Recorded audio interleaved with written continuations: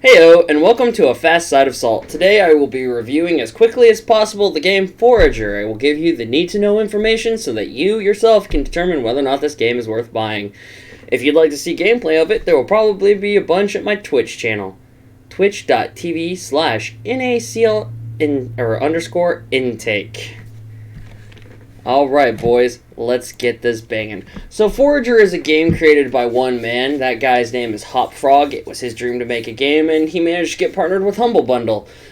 This game is basically the crossover of... what would I say it's a crossover of? It's very much Minecrafty, but it has a lot of heavy RPG elements, where you still need to eat, sleep, and survive. But really, the world is your oyster. So let's go ahead and go over what this game has for us. So as you play it, you get what's known as feats. Feats are basically just little challenges or achievements that you can use to follow and create your own path for you 100%ers out there. So let's go ahead real quick and I'll show you the different game modes you unlock as you play. Classic is basically just a family-friendly romp through the wilderness. Collect blocks, live your life, create your own island, make a base. Speedrun is exactly what it says. Just like this review, it is done as quickly as humanly possible.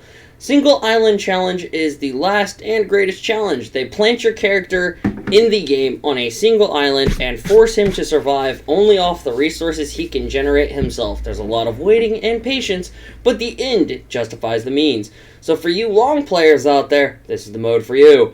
Personally, we're going to start a new game. We're going to dip our toes into Classic, just so I could give you a brief kind of overlay of what the game itself looks like. And welcome to your new island. You are going to spend a majority of your life on this little hole. Personally, when I start playing games like this, I start by collecting firewood. Why? Because nothing screams survival like having a bunch of wood in your hand. Right, fellas? Those of you stuck at home without your significant others also know the feel of that. Man, it's a real bummer. But that's alright. Wood in hand, rock in hand, we start to slowly collect resources.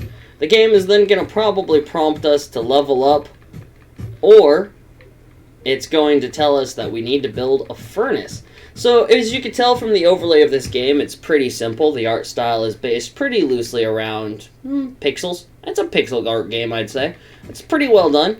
There's a dodge roll mechanic for when you eventually get to combat. But being stuck on a single island, we're not going to see a lot of that. Ooh, berries. We're going to need those.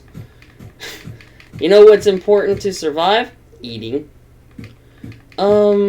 Yeah. But basically, like I said, this game is just very family-friendly. It's very enjoyable. So let's go ahead real quick and take a look at our skills.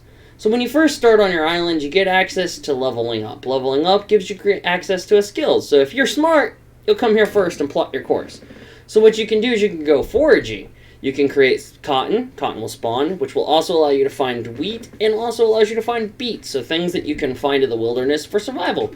Magic gains you 25% more XP. So if you're very, want to get as much done as humanly possible, magic is probably the path that I would recommend. Economy instantly gains 40 coins and creates up to 4 extra coins every time you make one. If you don't realize, the only way to create currency in this game is for you to find iron or gold ore and smelt it down into bars. Bars can then later be turned into currency. Industry. It unlocks steels, unlocks glass, and also gives you XP when building structures. You're going to be doing a lot of building. I would recommend, if you're new to the game, probably just picking up foraging or industry. If you're trying to get through it as quickly as possible, you want to get on the path of the lighthouse. So as you can tell, as I hammer away at this little block, that my energy bar starts to slowly go down in the top right corner. The green bar is your energy. The health bots that look like Zelda are how much damage you can take. As you progress through the game, there are multiple ways to find yourself leveling up, which gives you access to skill points and usually some kind of perk such as health. So we're just going to keep chopping away at this island. That's what we're going to do right now, is we're just going to take care of this thing. And the game's about to scream at us that we're hungry. That's where another mechanic of this game comes. It tells you should eat. The character goes, man, I'm hungry. So go down here, pick some berries, eat a couple, get your energy back.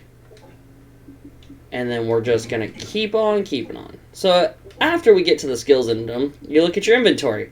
You basically start with bare minimum. This is what you got to work with. Not that much spawns on your island until you start leveling things up. But realistically, it's an excellent place to start. You go to build, so you have different categories of things. As you go, you can become more industrial, you can be more of a man of the land, or you can focus yourself on making currency or magical items. Usually the first thing you build is a furnace. We're going to plant one of those bad boys right there. Now we can start smelting ores and making more things. Let's get started by crafting a furnace. Well, game, I beat you to it. Alright, so what we're collecting, the blue things are iron ore. The regular rocks are just stone. Occasionally stone has a chance to drop coal. Coal is used to light your furnace. Ah, look at that, we leveled up. So what we're going to do is take our own advice, go straight into the game. We're going to grab us the foraging perk. Puts more on the island, gives you more to do, and generally just creates the gameplay loop. Now, when I look at a game, the first thing I decide is the gameplay loop actually fun? To me, what decides whether or not something is fun is loosely determinant on whether or not the game is engaging enough to keep you doing the grind that is the core gameplay loop. So the gameplay loop here is mine, build, mine, build. You're not actually digging holes into the earth, but eventually what you'll do is, since I said from the start of this video, you are stuck on an island. But that's not really a big deal, because as you progress and get yourself better, you can go to buy mode, and you can slowly start to unlock the map around you. So it doesn't overwhelm you from the start with player choice. Now that's both good and bad. Now if you've got a kid at home, this is probably the game to sit them down and go, hey little Timmy, you should try this game. It's fun, enjoyable, and it gets them used to, well, the hardships that are life. You toil, toil, toil, and at the end of the day, maybe you built something worthwhile, or maybe you just invested in gambling machines and have blown away all your currency on some weird addiction that no one for some reason knows why you have. Alright, well, we got this going on, so let's go ahead and start generating some coal. Coal's super important, wood not so much. We'll take a flower. Torch bug. So, there is no sleep mechanic. Your energy doesn't recover, so if you do eventually get to the point where you can build beds and bases, sleeping isn't going to give you that energy boost that you need. If you want to progress through the game, you're going to have to stockpile food. Now, food comes from a couple of places. Food comes from a couple of places. You can get oranges from trees, or you can get berries off the ground. I myself prefer the whole hit trees and hope they give me something method. And there it didn't. Now, kids, unlike real life, you can't get food from punching trees. You actually need to go to a store, which going to the store requires work. And unfortunately, this game is a life lesson. If you want something, you will be working for it. Ow. I think I just hit my... Oh, no, we starved. Alright, well, let's ignore the fact that I've almost killed myself toiling in the fields. See, at least unlike Minecraft, the first thing they start you with in your inventory is a pickaxe. So that way you can dig and mine your way up to victory. Alright, let's look at our skills.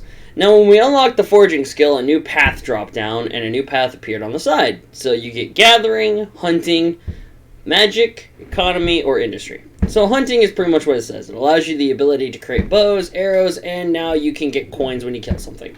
Gathering is... you gain 4 inventory slots, also really, really beginner friendly, so we're just going to go ahead and grab that because, well, let's face it, I'm probably not going to survive on this island for very long, just beating away at trees. There we go. So basically each thing that the environment gives you is useful to your survival, so there you go. So basically, what would I tell you about my opinions of this game? If you like games that basically put you to work for what you get, and you enjoy resource management, and you enjoy like energy management, and you just really need something to do, this game itself is full of projects. I personally plan on trying the One Island Challenge. I feel like that, for me, is more entertaining than this. Like, yeah, free build mode, it's great. You can play the game at your leisure. You can just come hang out. You have a bad day, pop onto your island, mine a few materials, build something new, and you get in a sense of accomplishment. Like I said, when I look at a game, the first thing I think about is the gameplay loop enough to get me engaged? Forager? I'd say it does. Well, since this is a speed review, let's wrap it up. We've talked about art style, we've talked about gameplay, we've talked about the island itself. I think that's pretty good for our first speed run. If you guys have any questions or comments, you guys can feel free to pop into our Twitch chat at twitch.tv/nacl_intake.com. And I hope you guys have an excellent afternoon. I'm just going to be withering away, toiling in the fields. Toiling.